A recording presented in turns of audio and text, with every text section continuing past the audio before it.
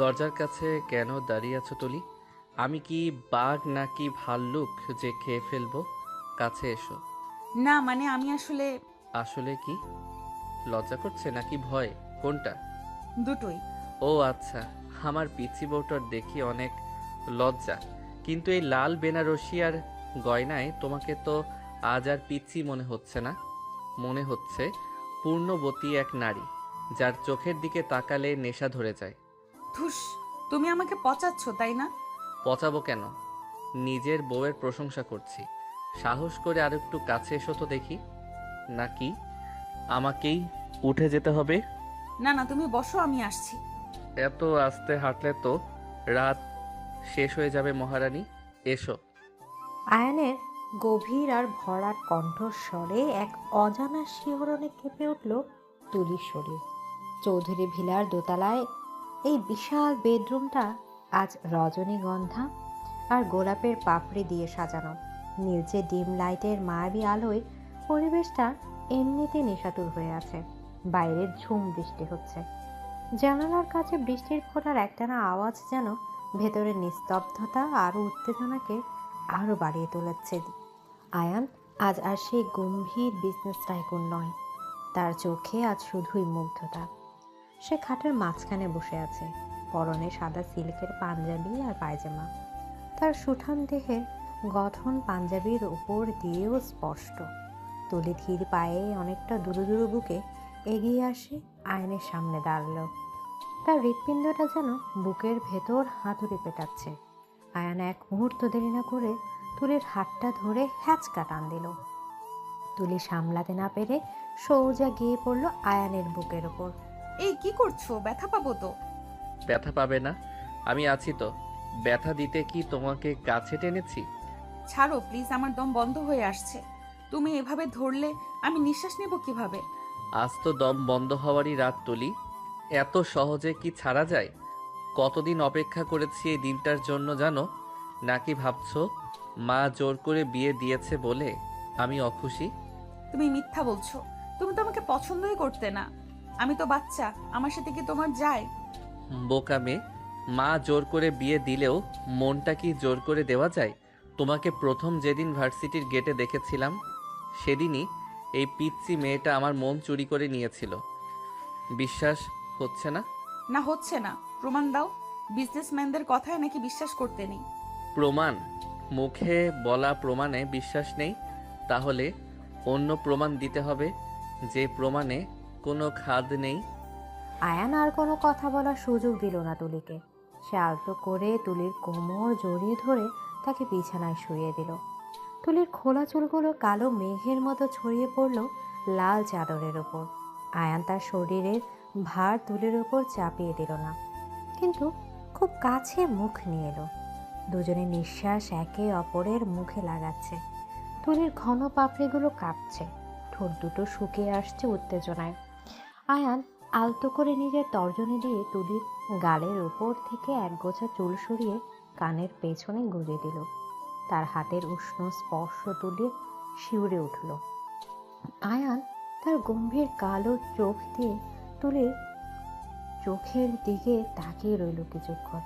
সেই চাহনিতে এত তীব্র ভালোবাসার অধিকার বোধ ছিল যে তুলি চাইলেও চোখ সরাতে পারল না। বাইরে বৃষ্টির শব্দ ঝাঁপিয়ে তখন ঘরের ভেতর দুটি হৃদয় ধরফরানি যেন প্রধান হয়ে উঠল। এখন বিশ্বাস হচ্ছে নাকি আরও প্রমাণের দরকার? উফ, তুমি বড্ড বেশি কথা বলো আয়ান। প্রমাণ দিতে গিয়ে কথা বলছো কেন? কথা তো শুরুই করিনি এখনো। আজ সারা রাত শুধু ভালোবাসা হবে, কোনো কথা হবে না। তুমি তৈরি তো আমার ভালোবাসার অত্যাচার সহ্য করতে? সত্যি? একদম। I love you, my little wife. I love you too, my romantic বর। তুলির এই স্বীকারোক্তিটুকু শোনা মাত্রই আয়ান তার ঠোঁট ডুবিয়ে দিল তুলির ঠোঁটে। বাইরের পৃথিবীতে তখন হয়তো সময় থমকে গেছে, কিন্তু এই চার দেয়ালের মাঝে তখন দুটি শরীর আর দুটি মন একাকার হয়ে যাচ্ছে। আয়নের প্রতিটি স্পর্শে তুলে অনুভব করছে এক নতুন জগৎ, যেখানে শুধু ভালোবাসা আর সুখের অস্তিত্ব। আয়ন খুব যত্ন করে, খুব আলতো করে তার পিচ্চি বউটাকে ভালোবাসতে শুরু করলো। তার স্পর্শে কোনো তাড়াহুড়া নেই, আছে শুধু গভীর আবেশ। তুলিও তার ছোট ছোট হাত দিয়ে আয়নের গলা জড়িয়ে ধরল। বাসর রাতের এই প্রহরগুলো সাক্ষী হয়ে রইল তাদের গভীর মিলনের। জানালার ভারী পর্দা ভেদ করে সকালের মিষ্টি রোদ এসে পড়ল আয়নের চোখে মুখে। ঘড়ির কাঁটা তখন 8টা ছুঁই ছুঁই। আয়নের আগেই উঠে পড়েছে। সে ফ্রেশ হয়ে অফিসের জন্য তৈরি না হয়ে ক্যাজুয়াল টি শার্ট আর ট্রাউজার পরেছে। তুলি তখনও গভীর ঘুমে আচ্ছন্ন। তার মুখের ওপর ভোরের আলো পড়ে এক অদ্ভুত মায়া সৃষ্টি করেছে। আয়ান মুগ্ধ হয়ে কিছুক্ষণ তার ঘুমন্ত পরীর দিকে তাকিয়ে রইল। তারপর আলতো করে তুলির নাকে টোকা দিল। এই যে ঘুম কাতুরে মেয়ে, আর কত ঘুমাবে? সকাল হয়ে গেছে, সূর্য মামা উঠে বসে আছে। আরেকটু প্লিজ, শরীরটা খুব ব্যথা করছে। কাল রাতে তুমি আমাকে একদম ঘুমাতে দাওনি। ওলে বাবালে, আমার বউটার শরীর ব্যথা করছে? দেখি কোথায় ব্যথা, টিপে দেব নাকি আবার কোলে নিয়ে বসে থাকবো? ধুর, সরো তো, লজ্জা লাগে না? সকালবেলা এসব কি বলছো? নিজের বউয়ের কাছে আবার লজ্জা কিসের? ওঠো, ফ্রেশ হয়ে নাও। মা নিশ্চয়ই নাস্তার টেবিলে অপেক্ষা করছেন। নতুন বউ বলে কথা, আজ তো তোমার বউ ভাত। ও নো, দেরি হয়ে গেছে। মা নিশ্চয়ই ভাববেন আমি অলস। ছি ছি, প্রথম দিনে এই অবস্থা। মা কিচ্ছু ভাববে না। আমি মাকে বলে দিয়েছি আমার বউটা একটু বেশিই ঘুমায়। নাও ওঠো, আমি তোয়ালে আর কাপড় বের করে রেখেছি। তুলি ধর্মড় করে উঠে বসলো। সে অবাক হয়ে দেখলো আয়ান তার জন্য সব কিছু গুছিয়ে রেখেছে। বিছানার পাশে টেবিলে তুলির জন্য শাড়ি, গয়না আর তোয়ালে সব পরিপাটি করে রাখা। এমন যত্নশীল স্বামী পাওয়া ভাগ্যের ব্যাপার। তুলি মুগ্ধ হয়ে আয়নের দিকে তাকিয়ে রইল। কি দেখছো ভাবে? আবার প্রেমে পড়লে নাকি? রোজ পড়ি, প্রতি মুহূর্তে পড়ি। তুমি এত ভালো কেন আয়ান? কারণ তুমি আমার জীবনের সবচেয়ে দামি উপহার। যাও, এবার তৈরি হয়ে নাও, আমি নিচে যাচ্ছি। তুমি আমাকে রেখে যাবে না। আমি তোমার সাথেই যাব। একা যেতে লজ্জা করবে। আচ্ছা বাবা, যাব না। তুমি রেডি হও, আমি বারান্দায় অপেক্ষা করছি। আয়ান মুচকে হেসে বারান্দার দিকে পা বাড়ালো। তুলি বিছানা থেকে নামার সময় দেখলো তার পায়ের কাছে একগুচ্ছ তাজা লাল গোলাপ রাখা, সাথে একটা ছোট চিরকুট। গুড মর্নিং জান পাখি, আজকের দিনটা তোমার মতোই সুন্দর হোক। তুলির মনটা খুশিতে নেচে উঠল। সে গোলাপগুলো বুকে জড়িয়ে ধরে আয়নার সামনে গিয়ে দাঁড়ালো। গলার কাছে আয়নের ভালোবাসার কিছু চিহ্ন স্পষ্ট হয়ে আছে। তুলি লজ্জা পেয়ে ওড়না দিয়ে সেটা ঢাকার চেষ্টা করলো, কিন্তু তার ঠোঁটের কোণে বিজয়ের হাসি লেগেই রইল। চৌধুরী বাড়ির ডাইনিং টেবিলে তখন বেশ হইচই। ঘড়িতে 9টা বেজে গেছে। আশরাফ চৌধুরী খবর কাগজ পড়ছেন। রেহানা বেগম গরম লুচি ভাজছে। আয়নের ছোট ভাই নিহাল আর ভাবি সাদিয়া টেবিলে বসে অপেক্ষা করছে। সিঁড়ি দিয়ে নামলো তুলি আর আয়ান। তুলি হালকা আকাশি রঙের একটা জামদানি শাড়ি পরেছে, চুলে খোপা, কপালে ছোট্ট টিপ। তাকে দেখে মনে হচ্ছে যেন সদ্য ফোটা কোনো ফুল। আসসালামু আলাইকুম বাবা। আসসালামু আলাইকুম মা। ওয়ালাইকুম আসসালাম। এসো মা, আমার পাশে বসো। তোমাকে খুব সুন্দর লাগছে। কাল রাতে ঘুম ভালো হয়েছে তোমার? মাশাআল্লাহ, আমাদের বাড়ির লক্ষ্মী। ভাইয়া চোখ সরাও, বউটা তোমারই, কেউ নিয়ে যাবে না। যেভাবে আগলে রেখেছো মনে হচ্ছে বডিগার্ড। সাদিয়ার কথায় তুলি লজ্জায় লাল হয়ে গেল। সে আয়ানের দিকে তাকাতে পারছে না। আয়ান কিন্তু নির্লজ্জের মতো তুলির দিকেই তাকিয়ে আছে, তার চোখে দুষ্টুমি। ভাবি, আমার বউকে আমি দেখবো না তো কি পাশের বাড়ির লোক দেখবে? আর বডিগার্ড তো হতেই হবে, যা চঞ্চল মেয়ে। উফ, রোমান্স, সকালে উঠে রোমান্স! আমার তো হিংসে গা জ্বলছে। মা, আমাকে একটা বিয়ে দাও না প্লিজ, ভাইয়াকে দেখে আর সহ্য হচ্ছে না। তুই আগে পাস কর, তারপর বি। এখন চুপচাপ খা। তুলিমা, তুমি কিছু খাবে না? লজ্জা করো না, নিজের বাড়ি মনে করে খাবে। না মা, আমি খাবো। আসলে আমার খুব ক্ষুধা পেয়েছে। তুলি কথা বলতে গিয়ে আটকে গেল, কারণ টেবিলের নিচে আয়ান তার পায়ের উপর পা তুলে দিয়েছে। তুলি চমকে উঠে আয়ানের দিকে তাকালো। আয়ান নির্বিকার ভঙ্গিতে কফি খাচ্ছে, যেন সে কিছুই করেনি। তুলি পা সরানোর চেষ্টা করলো, কিন্তু আয়ান আরো শক্ত করে চেপে ধরলো। সবার সামনে গোপন দুষ্টুমি তুলির হৃদস্পন্দন বাড়িয়ে দিল। তুলি অসহায় চোখে আয়ানের দিকে তাকালো, কিন্তু আয়ান মিটিমিটি হাসছে। তুলি লুচি নাও। মা, ওকে মাংসটা দাও, ও মাংস পছন্দ করে। আর হ্যাঁ, কফিটা আমি বানিয়ে দিচ্ছি। পা সরাও, সবাই দেখবে তো। তুমি কি পাগল হলে? কেউ দেখবে না, টেবিল ক্লথ আছে। আর পাগল তো তুমিই করেছো। তুলি হাল ছেড়ে দিয়ে চুপচাপ খেতে শুরু করলো, কিন্তু তার খাওয়ার চেয়ে বেশি মনোযোগ তখন টেবিলের নিচে আয়ানের পায়ের স্পর্শে। আয়ান মাঝে মাঝে তার পায়ে সুড়সুড়ি দিচ্ছে, যা তুলিকে অস্থির করে তুলেছে। কোনো মতে খাওয়া শেষ করে তুলি উঠে দাঁড়ালো।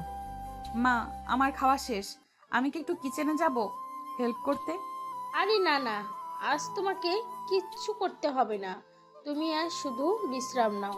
আর শোনো, সন্ধ্যায় তোমার বাড়ির সবাই আসবে, তৈরি থেকো। মা, আমি আজ অফিস যাব না, সব মিটিং ক্যান্সেল করে দিয়েছি। আয়ানের এই ঘোষণায় সবাই অবাক হয়ে গেল। আয়ান চৌধুরী, যে কিনা কাজের পাগল, সে অফিস যাবে না? আশরাফ চৌধুরী চশমার উপর দিয়ে তাকালেন। কেন, কোনো সমস্যা? শরীর খারাপ নাকি কোনো জরুরি কাজ আছে? না বাবা, শরীর ঠিক আছে। আসলে ভাবছিলাম আজ তুলিকে নিয়ে একটু সময় কাটাবো। ও তো নতুন এসেছে, বাড়িটাও ভালো করে চেনে না। ওরে বাবা, ভাইয়া আজ পুরোপুরি রোমান্টিক মুডে আছে। যাও যাও, ঘুরে আসো, ওদের জন্য আইসক্রিম এনো। খুব ভালো সিদ্ধান্ত। যাও ঘরে গিয়ে বসো, মেয়েটাকে একটু সময় দাও। তুলি অবাক হয়ে আয়ানের দিকে তাকালো। সে ভাবতেই পারেনি আয়ান তার ছোট্ট অফিসে ছুটি নেবে। তার মনে হলো সে পৃথিবীর সবচেয়ে সুখী মেয়ে। ডাইনিং টেবিলে খুনসুটি আর নাস্তা শেষ করে দুপুর গড়িয়ে তখন 12টা। বাইরের কড়া রোদ জানালা ভেদ করে বেডরুমের মেঝেতে লুটিয়ে পড়েছে। এসি চলছে মৃদুলয়ে। আয়ান আর তুলি এখন নিজেদের ঘরে। তুলি এখনো বিশ্বাস করতে পারছে না যে কাজের পাগল আয়ান আজ সত্যি সত্যি অফিস যায়নি। সে অবাক হয়ে আয়ানের দিকে তাকিয়ে প্রশ্ন করলো, তুমি সত্যি অফিসে যাওনি আমার জন্য, নাকি অন্য কোনো কারণ আছে? সত্যি করে বলো তো। অন্য কারণ তো অবশ্যই আছে। কি কারণ? কারণটা হলো আমি তোমাকে এক মুহূর্তের জন্যেও চোখের আড়াল করতে চাইছিলাম না। অফিসে গেলে ফাইলের ভিড়ে তোমাকে মিস করতাম। তার চেয়ে বরং সারাদিন তোমার চোখের দিকে তাকিয়ে থাকি। এই যে তোমার চোখের কাজল, কপালে টিপ, এগুলো কি মিস করা যায়? উফ, তুমি এত সুন্দর করে কথা বলো কেন? আমার তো হার্ট অ্যাটাক হবে। এত ভালোবাসা আমি রাখবো কোথায়? হার্ট অ্যাটাক হতে দেব না। আমি তো ডাক্তার হয়ে তোমার হার্টবিট চেক করব। এসো তো দেখি। আয়ান সোফায় আধশোয়া হয়ে বসেছিল। তুলি তার পাশে দাঁড়িয়ে জানালার পর্দা ঠিক করছিল। আয়ান হুট করে তুলির হাত ধরে টেনে নিজের কোলের ওপর বসিয়ে নিল। তুলি লজ্জায় কুঁকড়ে গেল। দিনের বেলা দরজা খোলা, কেউ চলে আসতে পারে। আয়ান কেউ এসে পড়বে তো? ছাড়ো, দরজাটা অন্তত বন্ধ করো। আমার বেডরুমে কেউ নক না করে আসে না, আর আসলেও দেখুক। আমি তো নিজের বউকেই করে নিয়েছি, অন্যের বউকে তো না। আর দরজা বন্ধ করলে তো তুমি আরো ভয় পাবে। তুমি একদম অসভ্য হয়ে গেছো।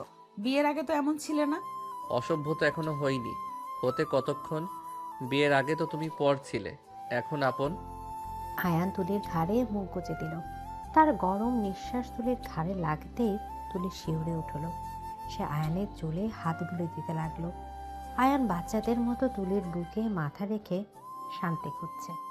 এই গম্ভীর মানুষটার ভিতরে যে এতটা ভালোবাসা লুকিয়েছিল তা তুলি আগে কখনোই ভাবেনি। তুলি আয়ানের চুলে বিলি কাটতে কাটতে আলতো করে বলল, জানো আয়ান, আমার খুব ভয় লাগতো তোমাকে নিয়ে।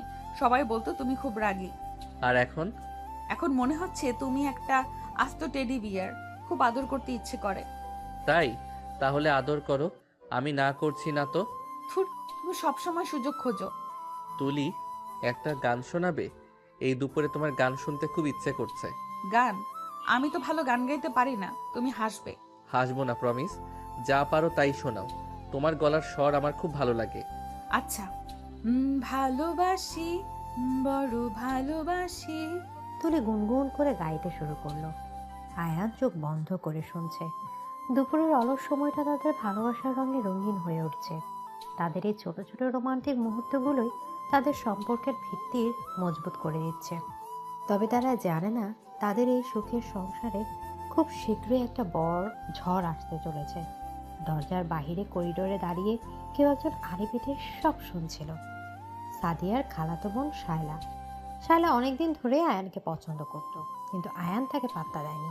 আজ সকালে সে বেড়াতে এসেছে, আর এসেই আয়ানের এই সুখী জীবন আর তুলির প্রতি ভালোবাসা দেখে তার বুকে হিংসার আগুন জ্বলে উঠল। বাহ, পিচ্ছি মেয়ের রোমান্টিক পর দেখাচ্ছি মজা। এই রোমান্স কতদিন থাকে আমিও দেখব। আয়ান শুধু আমার, এই বাচ্চা মেয়েটা আয়নের চক্ষুই না। শায়লা সেখান থেকে সরে গেল, কিন্তু তার মনের বিষাক্ত পরিকল্পনা রয়ে গেল।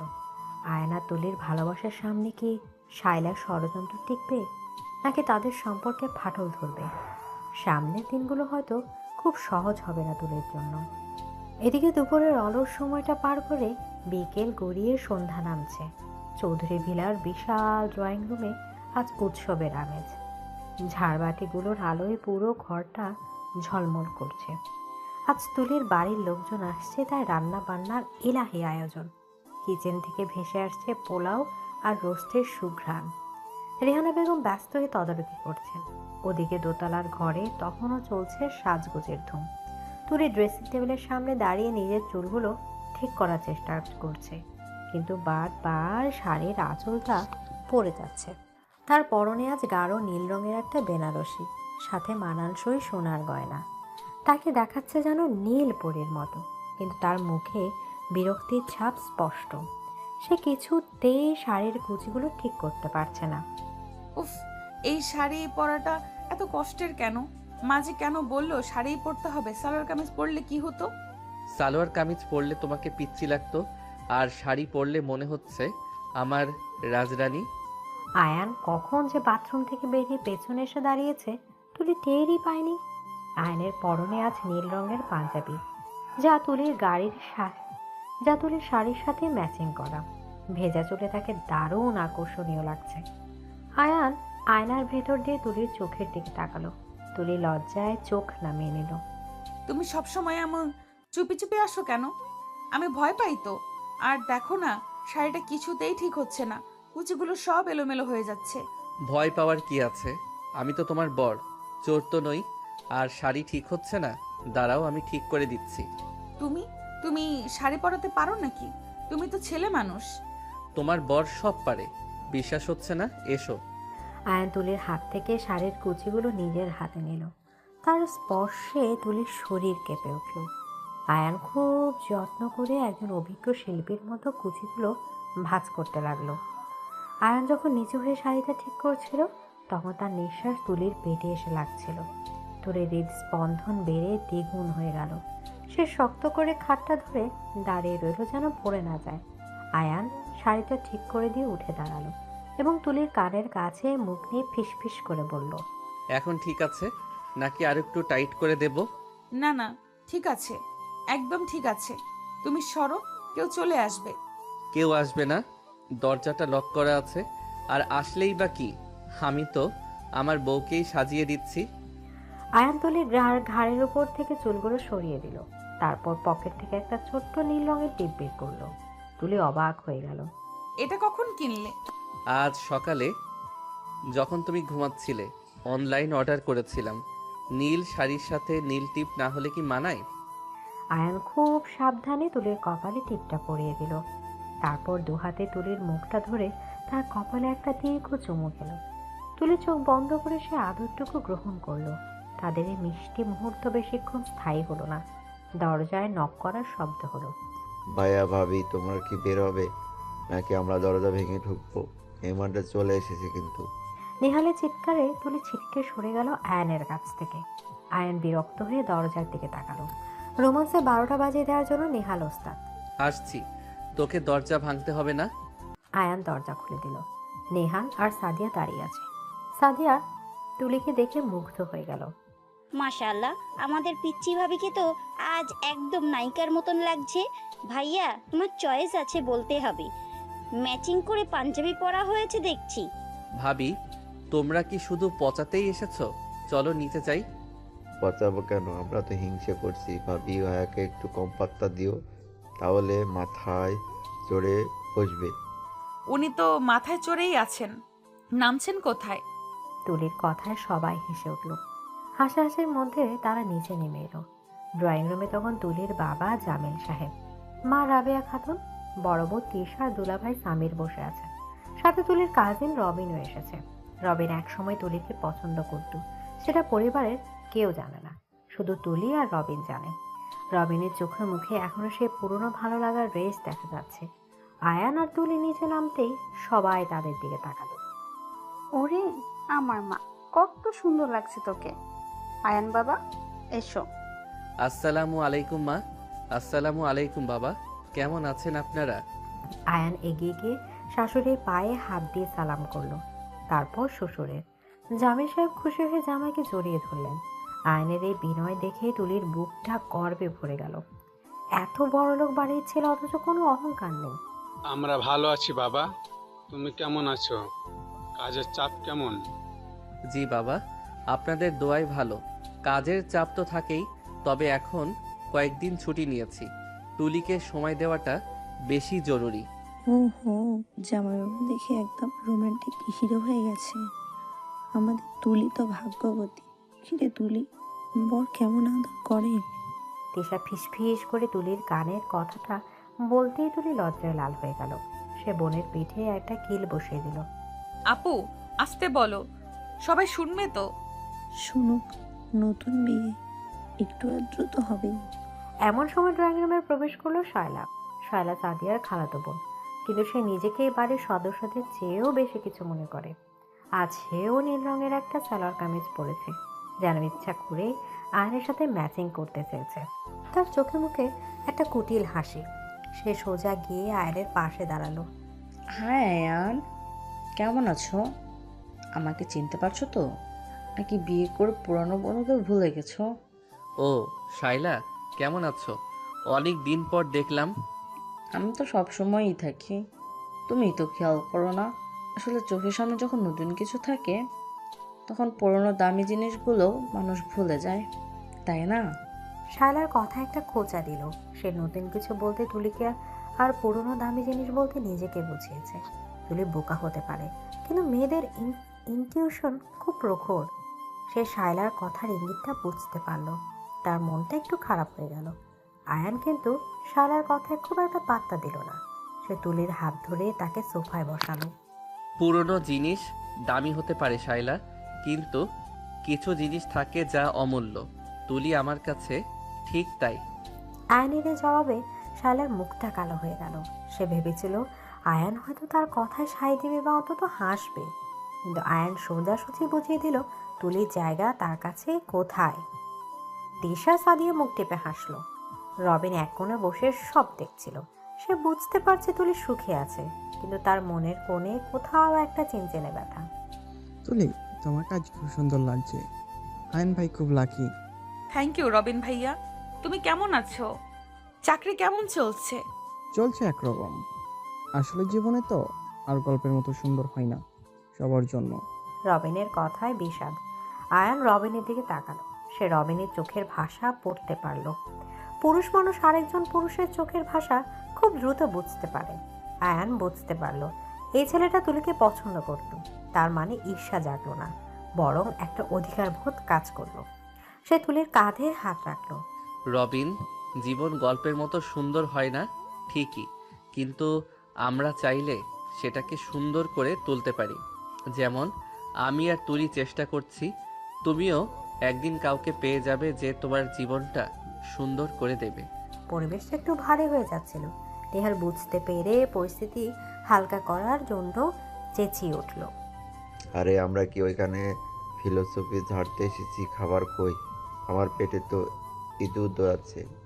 মা বাবা দাও। হ্যাঁ হ্যাঁ, চলো সবাই, খাবার টেবিলে দেওয়া হয়েছে। সবাই ডাইনিং রুমের দিকে এগোলো। শায়লা ইচ্ছে করে আয়নের গা ঘেঁষে হাঁটার চেষ্টা করলো। তুলে একটু পিছিয়ে পড়েছিল তার শাড়ির জন্য। শায়লা সুযোগটা কাজে লাগালো। আয়ান, তোমার মনে আছে ভার্সিটিতে আমরা একবার নীল শাড়ি আর পাঞ্জাবি পরেছিলাম? সবাই ভেবেছিল আমরা কাপল। আজকের দিনটা দেখে সেই কথা মনে পড়ে গেল। শাইলা, ভার্সিটির অনেক স্মৃতি আমার মনে নেই, কারণ আমি অপ্রয়োজনীয় স্মৃতি মনে রাখি না। আর আজ আমি নীল পাঞ্জাবি পরেছি কারণ আমার বউ নীল শাড়ি পরেছে, অন্য কারোর সাথে ম্যাচিং করার জন্য না। আয়ান কথাটা খুব শান্ত গলায় বললেও তার তেজ ছিল স্পষ্ট। শায়লা আবার অপমানিত বোধ করলো। সে মনে মনে প্রতিজ্ঞা করলো আজ সে তুলিকে সবার সামনে ছোট করবে। সে খেয়াল করলো তুলি শাড়ি সামলাতে গিয়ে একটু হোঁচট কাটছে। শায়লা দ্রুত এগিয়ে গিয়ে তুলির হাত ধরার ভান করে তার শাড়ির আঁচলে পা দিয়ে দিল। আউচ! তুলি হুমড়ে খেয়ে পড়ার উপক্রম হলো। হাতে থাকা পানির গ্লাসটা ছিটকে গিয়ে পড়লো শায়লার গায়ে। শায়লা নাটকীয়ভাবে চিৎকার করে উঠল। ও মাই গড, আমার ড্রেসটা! তুলি, তুমি কি দেখে চলতে পারো না? অন্ধ নাকি? সরি, আমি ইচ্ছে করে করিনি, শাড়িতে পা আটকে গিয়েছিল। শাড়ি পরতে পারো না যখন, তখন পরো কেন? ছোট লোকেরা দামি জিনিস পরলে যা হয় আর কি।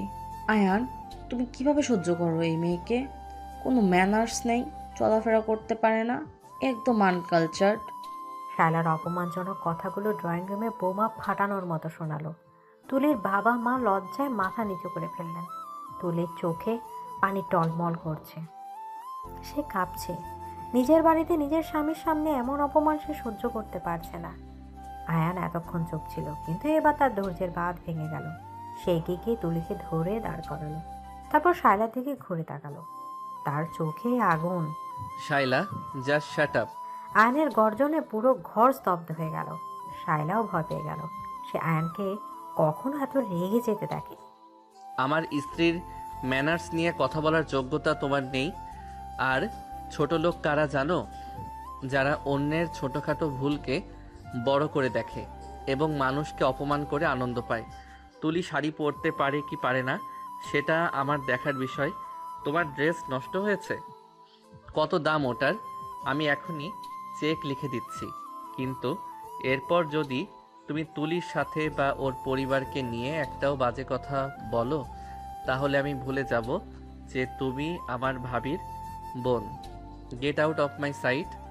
আয়নের এই রৌদ্র মূর্তি দেখে কেউ কথা বলার সাহস পেল না। সাদিয়া লজ্জিত হয়ে শায়লার হাত ধরল। শায়লা, চলো ভিতরে গিয়ে ড্রেস চেঞ্জ করবি। ভাইয়া সরি, ও আসলে বুঝতে পারিনি। সাদিয়া জোর করে শায়লাকে নিয়ে গেল। শায়লা যাওয়ার সময় দৃষ্টি হেলে গেল তুলির দিকে। তুলি তখনও কাঁদছে। আয়ন সবার সামনেই তুলিকে বুকে জড়িয়ে ধরল। কান্না থামাও তুলি, তোমার চোখের এক ফোঁটা পানি আমার সহ্য হয় না। বোকা মেয়ে, লোকে যা বলবে তাই বিশ্বাস করবে। তুমি আমার কুইন, আর কুইনরা কখনো কাঁদে না। বাবা আয়ান, তুমি আজ আমার মেয়েকে যেভাবে সম্মান দিলে, আমি নিশ্চিন্ত হলাম। আমার মেয়ে তোমার কাছে সুখে থাকবে। বাবা, তুলি এখন শুধু আপনাদের মেয়ে না, ও আমার সম্মান। আর আমার সম্মানের দিকে কেউ আঙুল তুললে আমি সেটা ভেঙে দিতে জানি। চলুন খেতে বসি, খাবার ঠান্ডা হয়ে যাচ্ছে। আয়ান পরিবেশটা স্বাভাবিক করার চেষ্টা করলো, কিন্তু শায়লার বিষাক্ত কথাগুলো তুলির মন গেঁথে রইল। খাওয়ার টেবিলে তুলি তেমন কিছুই খেলো না।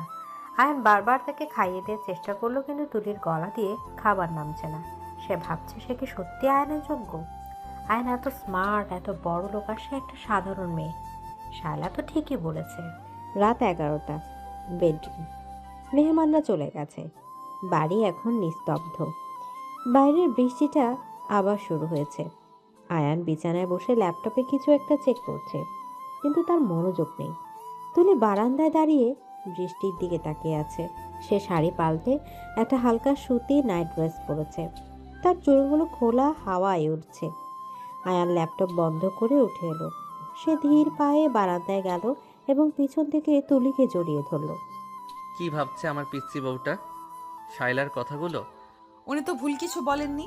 আমি তো আসলে কিছু পারি না, শাড়ি পরতে পারি না, স্মার্টলি কথা বলতে পারি না। তোমার পাশে আমাকে মানায় না আয়ান।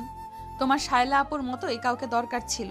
তুলির গলায় অভিমানের চেয়েও বেশি ছিল হীনমন্যতা। আয়ান তাকে ঘুরে নিজের দিকে ফেরালো। বারান্দার আবছা আলোয় তুলির ভেজা চোখগুলো চকচক করছে।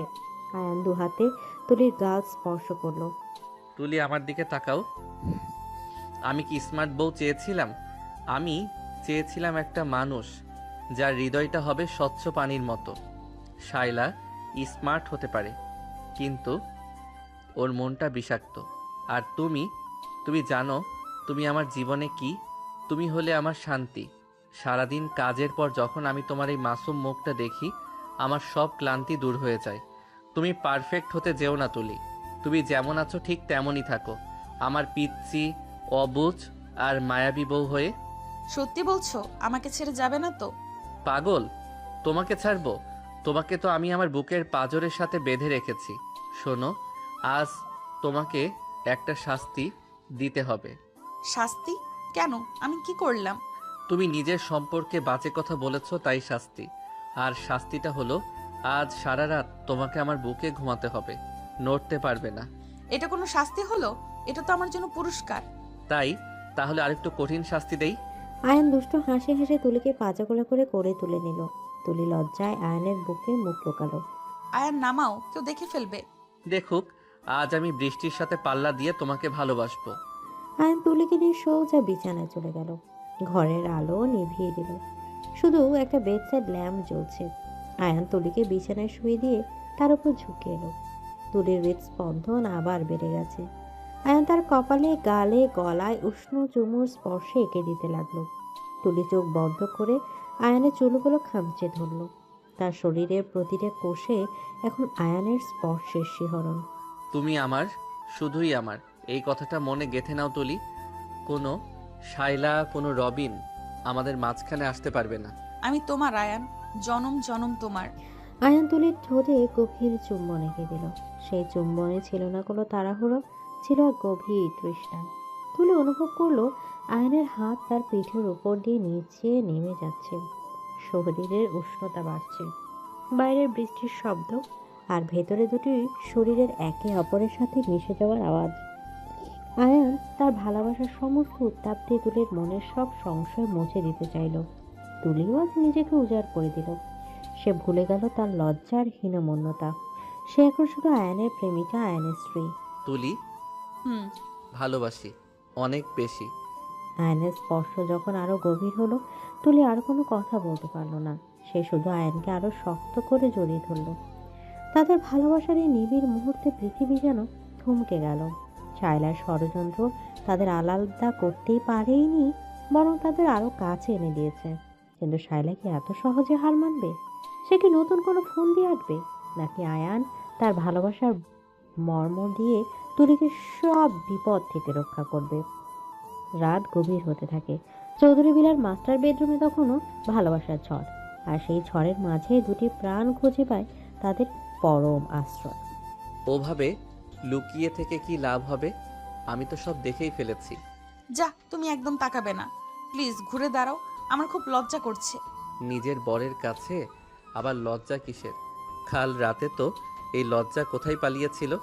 তখন তো আমাকে ছাড়তেই চাইছিলে না। আয়ান, তুমি আবার শুরু করেছো। চুপ করো বলছি, মা শুনলে কি ভাববে? মা জানবে কি করে? দরজা তো বন্ধ। আর জানলেও খুশি হবেন। শোনো, ওঠো এবার, আমাদের কিন্তু দেরি হয়ে যাচ্ছে। এদিকে সকালে সোনালি রোদ জানলার ভারী পর্দা ভেদ করে বিছানায় লুটোপুটি খাচ্ছে। ঘড়ির কাঁটা তখন 10টা পার হয়ে 11টার ঘরে। চৌধুরী বিলার মাস্টার বেডরুমে তখনও অলসতা আর রোমান্সের রেশ কাটেনি। তুলি চাদরের নিচে নিজেকে আপাত মস্তক ঢেকে রেখেছে। কেবল তার ফর্সা দুটি পা চাদরের বাইরে বেরিয়ে আছে।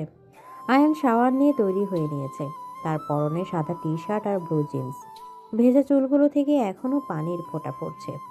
সে আয়নার সামনে দাঁড়িয়ে চুল আঁচড়াচ্ছিল, কিন্তু তার চোখ বারবার বিছানায় লুকিয়ে থাকা তার পিচ্ছি বউটার দিকে চলে যাচ্ছে। আয়ান তোয়ালিটা রেখে ধীর পায়ে বিছানার দিকে এগিয়ে গেল। সে আলতো করে চাদরটা ধরে টান দিল। না, ঠান্ডা লাগছে, এসিটা অফ করো আগে। এসি অফ করব না, তোমাকে গরম করার অন্য উপায় আমার জানা আছে। মানে কি উপায়? কাছে এসো, কানে কানে বলি। আয়ান বিছানায় এক হাঁটু গেড়ে বসলো এবং চাদরের নিচ থেকে তুলির মুখটা বের করে আনলো। তুলির এলোমেলো চুল, ফোলা ফোলা চোখ আর ঠোঁটের কোণে লেগে থাকা লাজুক হাসি, সব মিলে তাকে অপূর্ব দেখাচ্ছে। আয়ান ঝুঁকে তুলির কপালে একটা দীর্ঘ চুমু খেল। তুলি চোখ বন্ধ করে সে আদর গ্রহণ করলো। বাইরে পৃথিবীর কোলাহল এই ঘরে প্রবেশ করতে পারছে না। এখানে শুধুই ভালোবাসা আর উষ্ণতার ছোঁয়া। আয়ান তুলির কানের কাছে মুখ নিয়ে ফিসফিস করে বলল, আজ আমরা হারিয়ে যাব। হারিয়ে যাব? কোথায়? এমন এক জায়গায় যেখানে শুধু পাহাড়, মেঘ আর আমরা থাকব। কোনো শায়লা থাকবে না, কোনো অফিস থাকবে না, শুধুই তুমি আর আমি। সত্যি বলছো? আমরা হানিমুনে যাচ্ছি? কোথায়? কক্সবাজার? ওটা তো সবাই যায়, আমরা যাব মেঘের রাজ্যে, সাজেক ভ্যালি। সাজেক? ওয়াও, আমি ইউটিউবে দেখেছি ওখানে নাকি মেঘ হাত দিয়ে ছোঁয়া যায়। তুমি best Ayan, you are the best husband in the world. খুশিতে তুলি বিছানার উপর দাঁড়িয়ে লাফিয়ে উঠে আয়ানের গলা জড়িয়ে ধরল। আয়ান টাল সামলাতে না পেরে তুলিকে নিয়েই বিছানায় পড়ে গেল। তুলি এখন আয়ানের বুকের উপর। দুজনে চোখাচোখি হতেই হাসি থেমে গেল। এক অদ্ভুত নিস্তব্ধতা নেমে এলো। তুলির নিঃশ্বাস আয়ানের মুখে লাগছে। আয়ান তার দুহাত দিয়ে তুলির কোমর জড়িয়ে ধরল। তুলির বুকের ধুকপুকানি আয়ান স্পষ্টভাবে শুনতে পাচ্ছে। সে বুঝতে পারছে মেয়েটা তাকে কতটা ভালোবাসে। পাগলি একটা, এত খুশি হয়েছ? হব না? তুমি আমার সব ইচ্ছে পূরণ করো, কিন্তু কিন্তু কি? শায়লা আপু উনি যদি কিছু মনে করেন, উনি তো কাল বলেছিলেন সাজেক ওনার ফেভারিট, উনি যদি আমাদের সাথে যেতে চান। শাইলার কি মনে হলো বা না হলো তাতে আমাদের কিছু যায় আসে না। এটা আমাদের সময় তুলি, এখানে তৃতীয় কোনো ব্যক্তির স্থান নেই। আর শাইলা যদি যেতে চায়ও আমি সোজা না করে দেব। আমার বউকে নিয়ে আমি রোম্যান্স করব, সেখানে দর্শক রাখার কোনো ইচ্ছে আমার নেই। আয়নের কথায় তুলির মনে সাহস ফিরে এলো। সে আয়নের বুকে মাথা রেখে নিশ্চিন্ত মনে শুয়ে রইল কিছুক্ষণ। আয়ান তার চুলি বেলি কেটে দিচ্ছে। তাদের এই সুন্দর মুহূর্ত বেশিক্ষণ স্থায়ী হলো না। নিচ থেকে সাদিয়ার ডাক শোনা গেল। ভাইয়া, তুলি, তোমরা কি আজ বেরো হবে না? গাড়ি কিন্তু রেডি। আসছি ভাবি। আয়ান তুলিকে ছেড়ে উঠে দাঁড়ালো। সে হাত বাড়িয়ে দিল তুলির দিকে। চলো কুইন, তোমার রাজ্য অপেক্ষা করছে। তৈরি হয়ে নাও, আমি নিচে গিয়ে সব চেক করছি। আমি 10 মিনিটের মধ্যে রেডি হয়ে আসছি। ঘণ্টাখানেক পর চৌধুরী বিলের সামনে একটা কালো পাজেরও দাঁড়িয়ে আছে। ড্রাইভার লাগেজগুলো গাড়ির পেছনে তুলছে। বাড়ির সবাই বারান্দায় দাঁড়িয়ে বিদায় জানাচ্ছে। তুলে একটা হালকা গোলাপি রঙের সালোয়ার কামিজ পরেছে, সাথে ম্যাচিং ওড়না। আয়ান সানগ্লাস পরে গাড়ির দরজায় দাঁড়িয়ে আছে। তাকে সিনেমার হিরোর মতো লাগছে। শালা এক কোণে দাঁড়িয়ে আছে, তার মুখে আধার। সে ভেবেছিল সেও হয়তো তাদের সাথে যাওয়ার বায়না ধরবে, কিন্তু আয়নের গভীর চাউনি দেখে সে সাহস পায়নি। রেহানা বেগম এগিয়ে এসে তুলির কপালে চুমু খেলেন। সাবধানে থাকিস মা, পাহাড়ি রাস্তা, বেশি লাফালাফি করবি না। আর আয়ান, ওকে দেখে রাখিস। চিন্তা করো না মা, ও এখন আমার দায়িত্ব। ভাইয়া আমার জন্য কিন্তু মেঘ নিয়ে আসবে বোতলে ভরে। আর ভাবি ভাইয়াকে বেশি জ্বালিও না, পাহাড়ে গিয়ে আবার ঝগড়া করো না যেন। আমি ঝগড়া করি না, তোমার ভাইয়াই তো আমাকে বকা দেয়। আমি বকা দেই? মিথ্যেবাদী। আচ্ছা চলো, দেরি হচ্ছে। আয়ান গাড়ির দরজা খুলে দিল তুলির জন্য। তুলি রানীর মতো ভঙ্গিতে দাঁড়িয়ে উঠল। শায়লা এবার এগিয়ে এলো জানালার কাছে। তার চোখে এক ধরনের কুটিল হাসি। বাই আয়ান, এনজয়, তবে সাবধানে থেকো। সাজেক কিন্তু নেটওয়ার্ক থাকে না, কোনো বিপদে পড়লে আমাকে জানিও। আমি তো এই এলাকাটা ভালোই চিনি।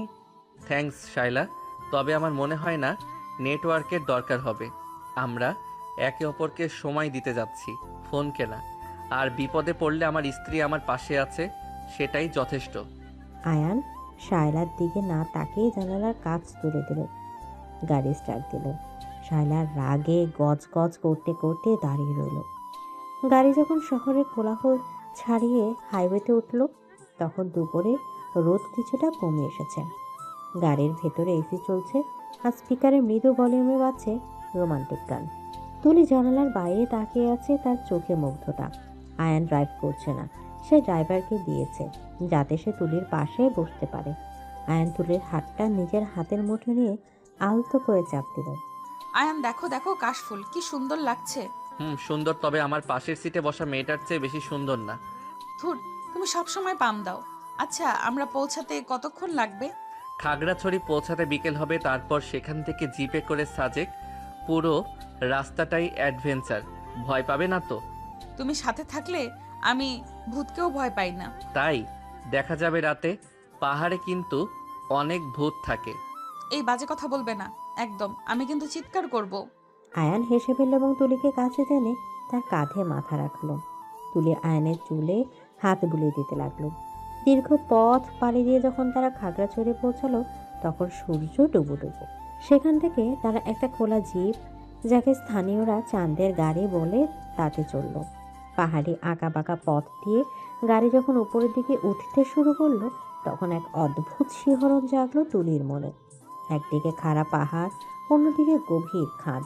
তুলি ভয়ে আয়নের হাত শক্ত করে চেপে ধরল। আয়ান, আমি নিচে তাকাবো না, আমার মাথা ঘুরছে। ভয় নেই জানো, আমি আছি তো। আমার দিকে তাকাও, শুধু আমার চোখের দিকে। পাহাড়ি বাতাসের ঝাপটায় তুলির চুলগুলো উড়ছে। আয়ান তুলিকে এক হাতে জড়িয়ে ধরে রেখেছে। গাড়ি যত উপরে উঠছে মেঘ ততই তাদের কাছে আসছে। মনে হচ্ছে যেন তারা স্বর্গের দিকে যাত্রা করছে। সন্ধ্যার আবছা অন্ধকারে পাহাড়গুলোকে রহস্যময় লাগছে। মাঝে মাঝে জোনাকে কি পোকা জ্বলছে। এই পরিবেশটা এত রোমান্টিক যে তুলি তার ভয় ভুলে গেল। শায়নের কাঁধে মাথা রেখে বলল, জানো আয়ান, আমার মনে হচ্ছে আমি স্বপ্ন দেখছি। এই স্বপ্নটা যেন কখনো না ভাঙে। এটা স্বপ্ন না তুলি, এটাই সত্যি, আর এই সত্যিটা আমি সারা জীবন ধরে রাখতে চাই। রাত তখন 8টা। তারা সাজেক ভ্যালির রুইলুর পাড়ায় পৌঁছালো। তাদের রিসোর্টটা পাহাড়ের একদম কিনারায়। নাম মেঘের বাড়ি। কাঠের তৈরি কটেজ, যার ব্যালকনি থেকে পুরো উপত্যকা দেখা যায়। রিসোর্টের ম্যানেজার তাদের স্বাগত জানালো। আয়ান চাবি নিয়ে কটেজের দিকে এগোলো। কটেজের দরজা খুলতেই এক লবঙ্গ আর কাঠের সুঘ্রাণ নাকে এলো। ঘরটা খুব সুন্দর করে সাজানো। মাঝখানে বিশাল একটা বিছানা, সাদা চাদরে ঢাকা। আর ব্যালকনির দরজাটা কাচের, যেখান থেকে বাইরের কুয়াশা আর চাঁদের আলো দেখা যায়। ওয়াও আয়ান, এটা তো ছবির মতো সুন্দর। পছন্দ হয়েছে? অনেক অনেক বেশি। তুলি ছুটে গেল ব্যালকনির দিকে। বাইরে তখন কনকনে ঠান্ডা বাতাস। তুলি ব্যালকনির রেলিং ধরে দাঁড়ালো। নিচে গভীর অন্ধকার, আর উপরে লক্ষ লক্ষ তারা। এমন আকাশ শহরে দেখা যায় না। আয়ান পেছন থেকে এসে তুলিকে জড়িয়ে ধরল। সে একটা গরম শাল তুলির গায়ে জড়িয়ে দিল, যাতে তার ঠান্ডা না লাগে। ঠান্ডা লাগছে? একটু, কিন্তু খুব ভালো লাগছে। মনে হচ্ছে তারাগুলো আমাদের আশীর্বাদ করছে। তারাগুলো হিংসা করছে, কারণ তাদের রাজ্যে আজ নতুন এক চাঁদ এসেছে। তুমি না আর কত কাব্য করবে? চলো ভেতরে চলো, আমার ক্ষুধা পেয়েছে। ক্ষুধা তো আমারও পেয়েছে, তবে খাবারের ক্ষুধা না, অন্য কিছু। আয়ান, তুমি সব সময় এমন করো কেন? চলো ফ্রেশ হই আগে। আয়ান দুষ্ট হাসি হেসে তুলিকে নিয়ে ভেতরে এলো। তারা ফ্রেশ হয়ে ডিনার অর্ডার করলো। পাহাড়ি ব্যাম্বু চিকেন আর গরম ভাত। খাবারের স্বাদ অমৃতের মতো। খাওয়া শেষ করে তারা আবার ব্যালকনিতে বসলো। হাতে কফির মগ, চারপাশ স্তব্ধ, শুধু ছিচি পোকার আর বাতাসের শো শো শব্দ। তুলি আয়নের বুকে মাথা রেখে আকাশের দিকে তাকিয়ে আছে। আয়ান, একটা কথা বলবো? বলো। তুমি আমাকে কেন ভালোবাসো? আমি তো শায়লা আপুর মতো স্মার্ট না। আমি রান্নাও করতে পারি না, মাঝে মাঝে বোকামি করি, তবুও কেন? আবার সেই কথা শোনো তুলি। ভালোবাসা কোনো লজিক মেনে হয় না। তোমার এই বোকামি, এই সরলতা, এই অকারণ অভিমান, এগুলোই তো আমাকে পাগল করে। শায়লার মতো রোবট দিয়ে আমি কি করব? আমার দরকার একটা জীবন্ত মানুষ, যার হৃদস্পন্দন আমি অনুভব করতে পারি। আর তুমি হলে সেই মানুষ। আয়নের কথা শুনে তুলির চোখ ভিজে গেল। সে কফি মগটা রেখে দিয়ে আয়নের দিকে ঘুরে বসলো। আয়নের দুই গালে হাত রেখে সে বলল, আমি তোমাকে কথা দিচ্ছি আয়ান, আমি নিজেকে বদলাবো না, কিন্তু আমি চেষ্টা করব তোমার যোগ্য হয়ে উঠতে। আমি তোমাকে কখনো কষ্ট দেব না। আমাকে কষ্ট দেওয়ার ক্ষমতা তোমার নেই তুলি, কারণ তুমি হাসলে আমি হাসি, তুমি কাঁদলে আমি কাঁদি। আমাদের সত্তা এখন এক। আয়ন তুলির কপালে নিজের কপাল ঠেকিয়ে কিছুক্ষণ চুপ করে বসে রইল। তাদের নিঃশ্বাস ভারী হয়ে উঠছে। সাজেকের এই নির্জন রাতে মেঘের আড়ালে তাদের ভালোবাসা যেন নতুন মাত্রা পাচ্ছে। আয়ান ধীর লয়ে তুলির ঠোঁটে চুমু খেল। এবার চুমিটা আগের চেয়েও গভীর, অনেক বেশি তৃষ্ণার্ত। তুলি আয়নের গলায় চেনটা শক্ত করে ধরে রাখলো। বাইরে ঠান্ডা বাতাস তাদের স্পর্শ করতে পারছে না, কারণ তাদের শরীরের উত্তাপ এখন হার মানাবে আগ্নেয়গিরিকে। আয়ান তুলিকে পাঁজাগোলা করে কোলে তুলে নিল। আয়ান, পড়ে যাব তো। আমি আছি তো, পড়লে আমার বুকেই পড়বে। আয়ান তুলিকে নিয়ে বিছানায় শুয়ে দিল। ঘরের আলোটা নিভিয়ে দিল। শুধু ব্যালকনিতে দিয়ে আসা চাঁদের আলোয় ঘরটা রহস্যময় হয়ে আছে। আয়ান তুলির ওপর ঝুঁকে এলো। তুলি লজ্জা চোখ বন্ধ করে ফেল, কিন্তু তার হাত আয়ানকে ছাড়ল না। আয়ান খুব যত্ন করে তুলির শাড়ির আঁচলটা সরিয়ে দিল। তার প্রতিটা স্পর্শে তুলি কেঁপে উঠছে। তুলি, আজ রাতটা শুধু আমাদের। এই মেঘ, এই পাহাড়, এই চাঁদ, সবাই সাক্ষী থাকবে আমাদের মিলনের। আমি প্রস্তুত আয়ান, তোমার ভালোবাসায় পড়ে যেতে আমি প্রস্তুত। আয়ান আর কোনো কথা বলল না।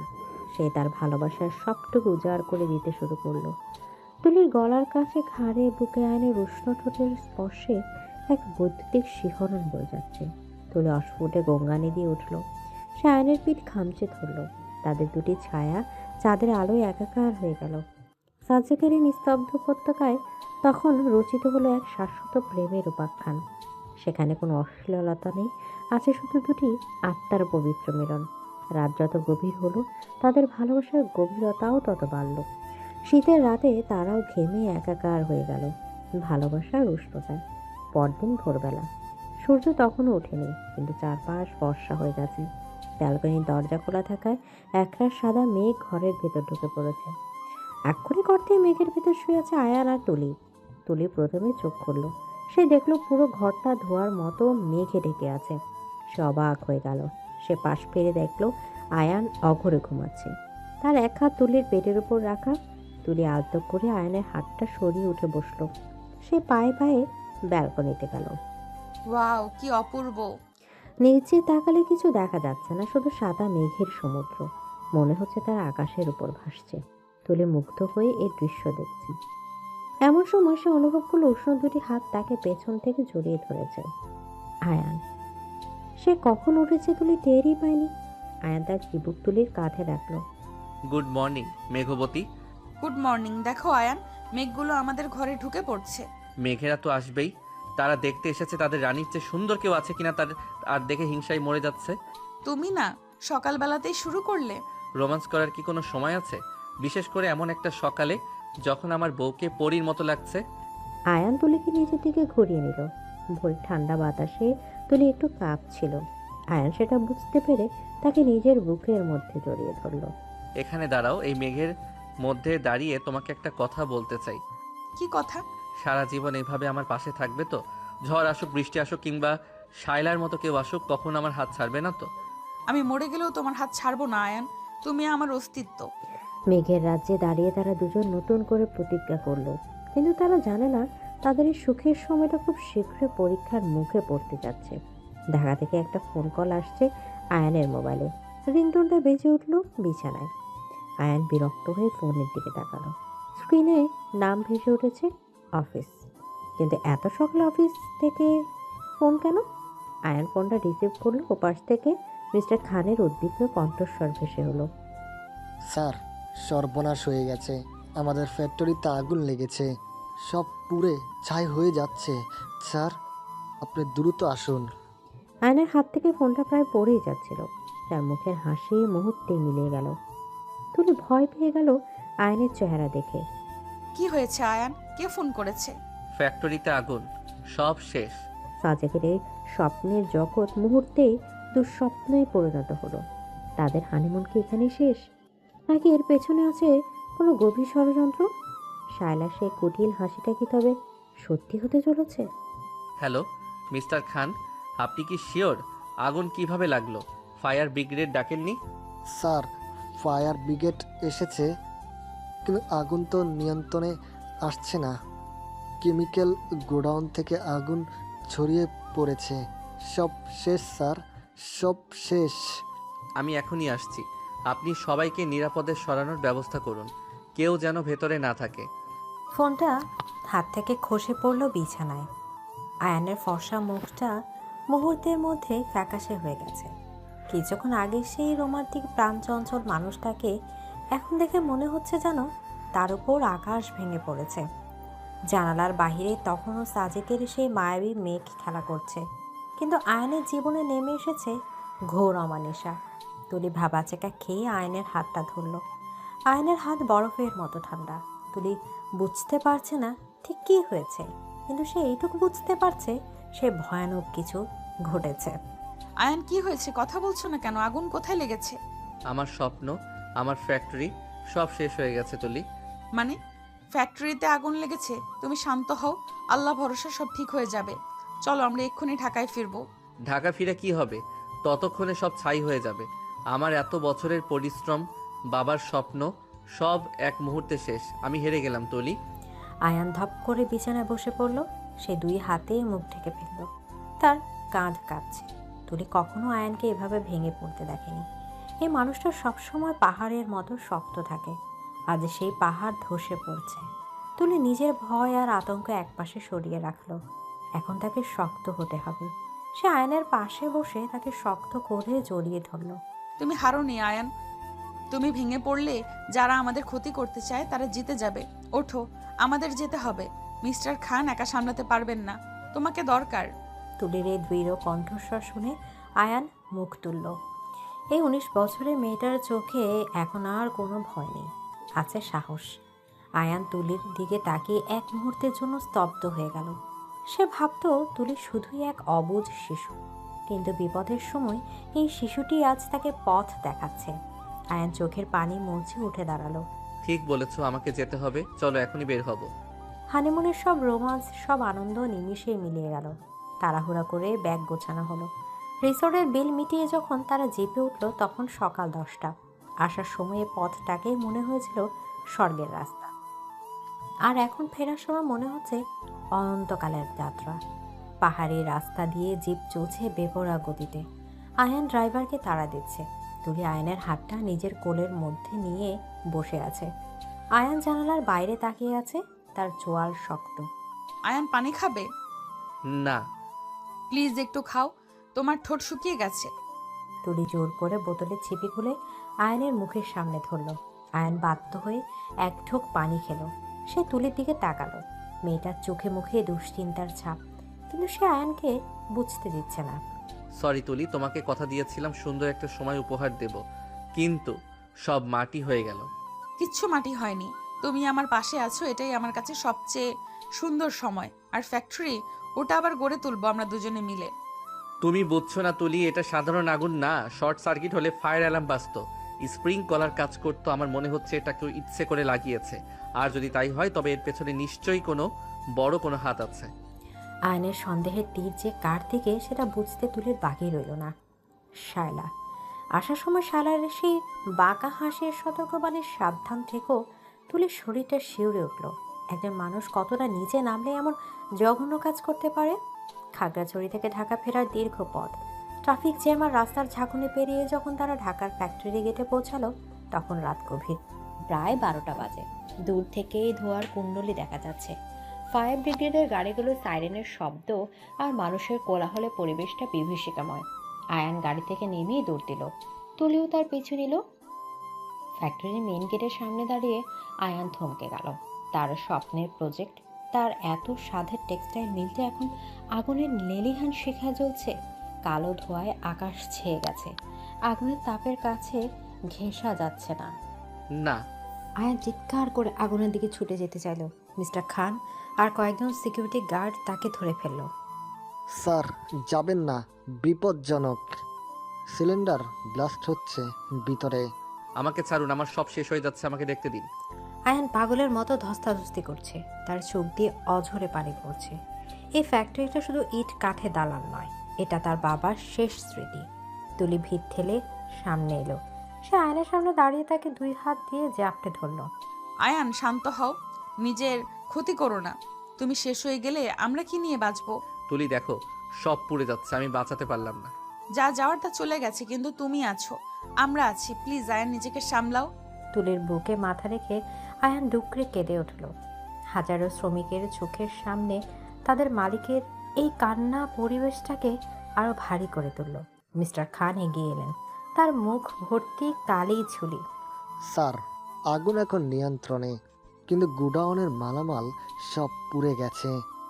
তবে মিশনারি সেকশনটা আমরা বাঁচাতে পেরেছি। সিসিটিভি ফুটেজ চেক করেছেন? স্যার আগুনের 10 মিনিট আগ থেকেই মেন সার্ভার ডাউন ছিল। কেউ ম্যানুয়ারি ক্যামেরা অফ করে দিয়েছিল। এটা নিশ্চিত নাকশতা। আমি জানতাম কে করতে পারে, ধারণা আছে? স্যার সিকিউরিটি ইনচার্জ আজ ছুটিতে ছিল। আজকে তার জায়গায় নতুন একটা ছেলে ছিল, তাকে খুঁজে পাওয়া যাচ্ছে না। পুলিশকে খবর দিন, এফআইআর করুন। আমি ওই ছেলেকে চাই, যেই এর পেছনে থাকুক না কেন আমি তাকে ছাড়বো না। আয়নের গলার স্বরে এখন আর কান্না নেই, আছে তীব্র আক্রোশ। সে তুলির হাত ধরে গাড়ির দিকে এগোলো। তুলে বুঝতে পারলো এখন আয়নকে একা ছাড়া যাবে না। রাত 2টো, চৌধুরী ভিলা, বাড়ির সবাই জেগে আছে। টিভিতে ব্রেকিং নিউজে দেখাচ্ছে চৌধুরী গ্রুপ অফ ইন্ডাস্ট্রি ভয়াবহ আগুন। আশরাফ চৌধুরী সোফায় বসে আছেন, তার ব্লাড প্রেশার বেড়ে গেছে। রেহানা বেগম কাঁদছেন। আয়ান আর তুলি যখন ঘরে ঢুকলো তখন এক অদ্ভুত নীরবতা নেমে এলো। আয়ানের সারা গায়ে ধুলাবলি, চোখ লাল। তুলির অবস্থা আরো খারাপ। আশরাফ চৌধুরী ছেলের দিকে তাকালেন। সব শেষ হয়ে গেল বাবা। না বাবা, মেশিনগুলো বেঁচে গেছে, গোডাউন পুড়েছে, ক্ষতি অনেক, কিন্তু আমরা ঘুরে দাঁড়াতে পারবো। আলহামদুলিল্লাহ, তুই যে সুস্থ শরীরে ফিরে এসেছিস এটাই আমাদের কাছে অনেক। টাকা পয়সা আজ আছে, কাল নেই, কিন্তু তোদের কিচ্ছু হলে আমি বাঁচতাম না। ভাইয়া তুমি চিন্তা করো না, আমরা সবাই আছি। আমি আমার জমানো টাকা দিয়ে দেবো, আমরা আবার সব ঠিক করে ফেলবো। ভাইয়ের এই কথায় আয়ান একটু হাসার চেষ্টা করলো, কিন্তু হাসি এলো না।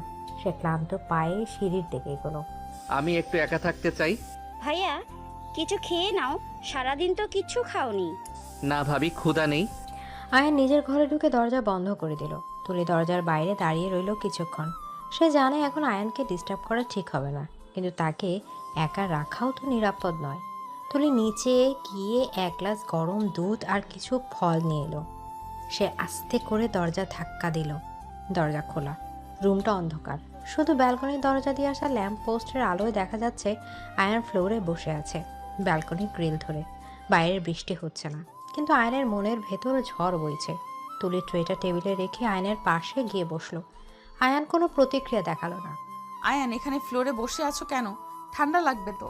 লাগুক, আমার বুকের ভেতর যে আগুন জ্বলছে সেটা তো এই ঠান্ডায় নিভবে না তুলি। আগুন নিভে যাবে আয়ান, শুধু একটু সময়ের অপেক্ষা। তুমি জানো না তুলি, আজ অফিসে যাওয়ার কথা ছিল না আমার, কিন্তু আমি যাইনি বলেই এই সুযোগটা তারা পেয়েছে। আমি যদি হানিমুনে না যেতাম তাহলে হয়তো এটা হতো না। আমি অপরাধী। চুপ করো, একদম চুপ। নিজেকে দোষ দেবে না। যারা ক্ষতি করার তারা তুমি থাকলেও করতো, না থাকলেও করতো। তুমি কেন নিজেকে কষ্ট দিচ্ছ? তুলি আয়নের মুখটা নিজের দিকে ফেরালো। আয়নের গাল বেয়ে পানি পড়ছে। এই প্রথমবার তুলি আয়নকে এত অসহায় দেখছে। সে আর নিজেকে ধরে রাখতে পারলো না। সে আয়নকে শক্ত করে জড়িয়ে ধরলো।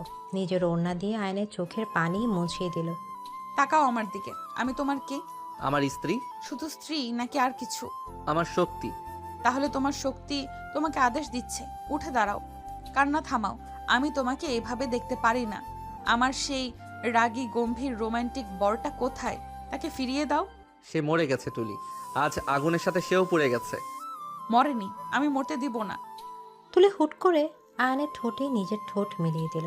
আয়ান চমকে উঠল। তুলি, যে কিনা সবসময় লজ্জায় মরে যায়, সে আজ নিজে এগিয়ে এসেছে। তুলির চুম্বনে কোনো কামনার চেয়েও বেশি ছিল সান্ত্বনার আশ্বাস। সে বোঝাতে চাইল পৃথিবী ধ্বংস হয়ে গেল, সে আয়নের পাশে আছে। আয়ান প্রথমে স্থবির হয়ে থাকলেও ধীরে ধীরে সাড়া দিল। সে তুলিকে জাপটে ধরল, যেন খড়কুটে ধরে বাঁচার চেষ্টা করছে। তাদের কান্নার স্বাদ মিশে গেল চুম্বনের গভীরতায়। তুলে আয়ানকে টেনে তুলল ফ্লোর থেকে, বিছানায় বসালো। তারপর নিজ হাতে গ্লাসটা আয়ানের মুখে ধরল। পুরোটা শেষ করবে, কোনো কথা শুনবো না। তুলি, আমি পারবো না। পারবে, আমার জন্য। আয়ান বাধ্য ছেলের মতো দুধটুকু খেয়ে নিল। তুলি তাকে বিছানায় শুয়ে দিয়ে তার মাথাটা নিজের কোলে তুলে নিল। আয়নের চুলে বিলি কাটতে কাটতে সে গুনগুন করে গান গাইতে লাগলো। আয়ান অনেকক্ষণ তাকিয়েছিল তুলির মুখের দিকে। তারপর ক্লান্তিতে তার চোখ বুজে এলো, কিন্তু ঘুমের মধ্যেও সে তুলির হাতটা শক্ত করে ধরে রাখলো। পরদিন সকাল 10টা, ড্রয়িং রুম। সকাল হতে পুলিশ ইন্সপেক্টরের আগমন। ড্রয়িং রুমে থমথমে পরিবেশ। ইন্সপেক্টর রহমান বেশ কড়া ধাঁচের অফিসার। তিনি কিছু ফাইলপত্র দেখছেন। আয়ান এখন অনেকটা স্বাভাবিক। সে সোফায় বসে আছে, পাশে মিস্টার খান। মিস্টার আয়ান, আমরা সিসিটিভি ফুটেজ রিকভার করার চেষ্টা করছি, তবে সিকিউরিটি গার্ডের স্টেটমেন্ট অনুযায়ী আগুন লাগার আধা ঘন্টা আগে একজন মহিলাকে ফ্যাক্টরি এরিয়া দেখা গিয়েছিল। মহিলা? কে তিনি? গার্ড তাকে চিনত না, তবে সে বলেছিল মহিলাটি বেশ হাই প্রোফাইল মনে হচ্ছিল। মুখে মাস্ক ছিল, কিন্তু তার হাতে একটি নীল রঙের ফাইল ছিল। নীল রঙের ফাইল? আয়ান চমকে উঠল। শায়লার হাতে সে প্রায় নীল রঙের ফাইল দেখেছে। আর শায়লা গতকালই বলেছিল সে সাজেক যাচ্ছে না, কিন্তু সে ফ্যাক্টরির রাস্তা চেনে। আয়ান ইন্সপেক্টরের দিকে তাকালো। ইন্সপেক্টর, আমি সন্দেহ করছি কাউকে, কিন্তু প্রমাণ ছাড়া নাম বলতে চাই না। আপনারা ওই পলাতক গার্ডকে খুঁজুন, তাকে পেলেই সব পরিষ্কার হবে। আমরা চেষ্টা করছি, তবে একটা কথা, আপনার কোনো ব্যবসায়িক শত্রু বা পারিবারিক শত্রু আছে কিনা ভেবে দেখবেন। পুলিশ চলে যাওয়ার পর আয়ান সোফায় হেলান দিয়ে বসলো। তার মাথায় তখন শায়লার নামটাই ঘুরছে। ঠিক সেই মুহূর্তে কলিং বেল বেজে উঠল। কাজের মেয়ে দরজা খুলতে শায়লা হন্তদন্ত হয়ে ভেতরে ঢুকলো। তার চোখে মুখে মেঘই উদ্বেগ। ও মাই গড আয়ান, আমি খবরটা শুনে ছুটে এসেছি। তুমি ঠিক আছো তো? কত বড় ক্ষতি হয়ে গেল, আমি তো বিশ্বাসই করতে পারছি না। শায়লার অভিনয় দেখে তুলির গা চড়ে যাচ্ছে। সে সিঁড়ি দিয়ে নামছিল। শায়লাকে দেখে সে থমকে দাঁড়ালো। আয়ান শায়লার দিকে তাকালো। তার দৃষ্টিতে কোনো আবেগ নেই, আছে শুধু ঘৃণা। তোমার বিশ্বাস হওয়ারই কথা শাইলা, কারণ খবরটা তো তোমার অজানা থাকার কথা না। মানে তুমি কি বলতে চাইছো আয়ান? আমি জানবো কি করে? আমি তো বাসায় ছিলাম। তাহলে কাল রাতে ফ্যাক্টরি এরিয়ায় নীল ফাইল হাতে কে ছিল? শালার মুখটা মুহূর্তের জন্য ফ্যাকাশে হয়ে গেল, কিন্তু সে দ্রুত নিজেকে সামনে নিল। কি অদ্ভুত! আমি কেন ফ্যাক্টরিতে যাব? তোমার কি মাথা খারাপ হয়ে গেছে টেনশনে? আমি তোমার শুভাকাঙ্ক্ষী আয়ান। শুভাকাঙ্ক্ষী হলে কেউ হানিমুনে যাওয়ার সময় বলে না সাবধানে থেকো, বিপদ হতে পারে? আপনি জানতেন কিছু একটা হবে। তুলে সোজা এসে শায়লার সামনে দাঁড়ালো। হাজার সে সেই ভীতু মেয়েটি নয়। তার স্বামীর ওপর আসা বিপদের কারণ সে খুঁজে বের করবেই। এই পিচ্ছি মেয়ে, বড়দের কথার মাঝখানে কথা বলবে না। আয়ান, তুমি ওকে শাসন করতে পারো না? ও যা বলেছে ঠিকই বলেছে। আর শাসন তো তোমাকে করা উচিত শাইলা। আমার কাছে প্রমাণ আসুক, যদি দেখি এর পেছনে তোমার হাত আছে, তবে ভুলে যেও না আমি কে। চৌধুরী পরিবারের ক্ষতি করে কেউ পার পায় না। তুমি আমাকে থ্রেট দিচ্ছ আয়ান? তবে এই সামান্য একটা মেয়ের কথায়? ঠিক আছে, আমিও দেখব তুমি এই ধ্বংসস্তূপ থেকে কিভাবে ওঠো। আমার সাহায্য ছাড়া তুমি দাঁড়াতে পারবে না। তোমার সাহায্যের আমার দরকার নেই, আমার পাশে আমার স্ত্রী আছে। Get out. শায়লার রাগে গজগজ করতে করতে বেরিয়ে গেল। যাওয়ার সময় সে তুলির দিকে এমনভাবে তাকালো যেন তাকে ভস্ম করে দেবে। তুলি ভয় পেল না। সে আয়নের কাঁধে হাত রাখলো। ওই কাজটা করেছে তাই না? প্রমাণ দরকার তুলি, প্রমাণ ছাড়া ওকে ধরা যাবে না, ও খুব ধূর্ত। সারাদিনের ধকল শেষে আয়ান আবার ক্লান্ত।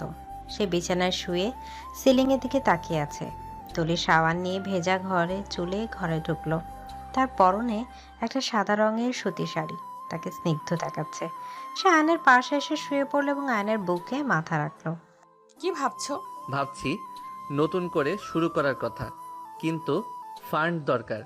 ব্যাংক লোন প্রসেস করতে সময় লাগবে, ততদিনে অর্ডারগুলো ক্যান্সেল হয়ে যাবে।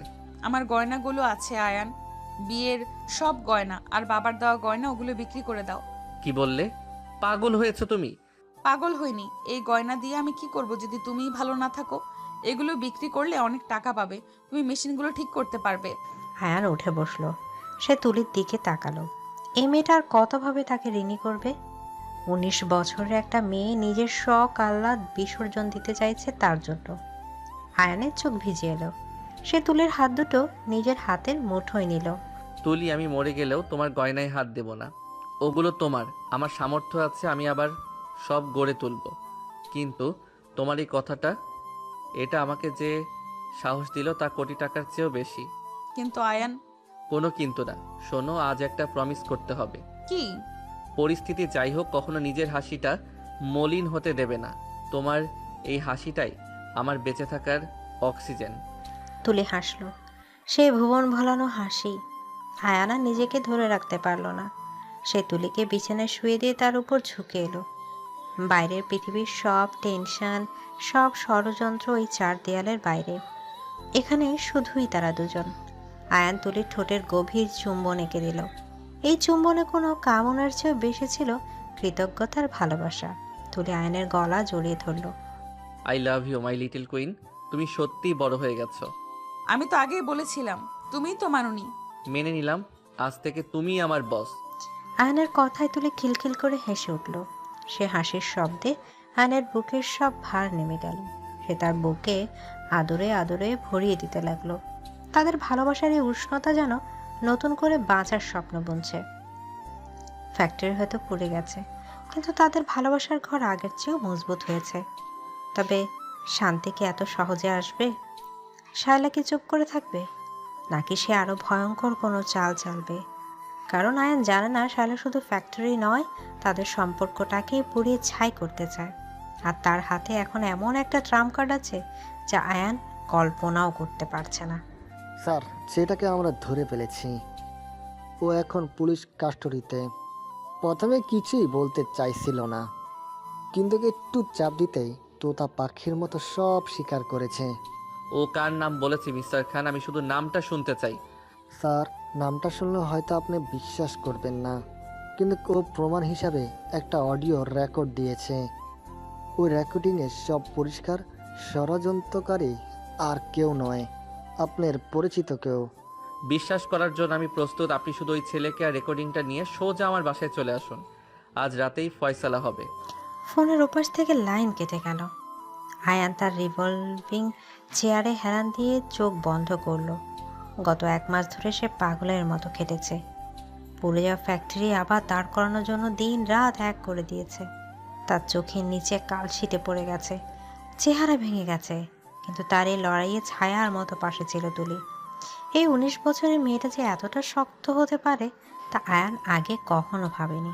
সে সময় মতো আয়ানকে খাইয়ে দিয়েছে, তার মাথায় হাত বুলিয়ে ঘুম পাড়িয়ে দিয়েছে, এমনকি নিজের জমানো হাত খরচের টাকা দিয়ে অফিসের ছোটোখাটো বিল মিটিয়েছে। ঘড়ির কাঁটা তখন রাত 10টা ছুঁই ছুঁই। অফিসের ফ্লোর প্রায় ফাঁকা, শুধু আয়নের কেবিনে আলো জ্বলছে। আয়ন চোখ খুলে টেবিলে রাখা তুলে ছবির দিকে তাকালো। এই মেয়েটার জন্য আজ সে হার মানেনি। আজ রাতে ষড়যন্ত্রকারীর মুখোশ খুলে ফেলা হবে। ঠিক তখনই অফিসের দরজা ঠেলে ভেতরে ঢুকলো তুলি। তার হাতে একটা টিফিন ক্যারিয়ার, পরনে সালোয়ার কামিজ, চুলগুলো বেনি করা। তাকে দেখে আয়ানের ক্লান্ত মুখে এক চিলতে হাসি ফুটে উঠল।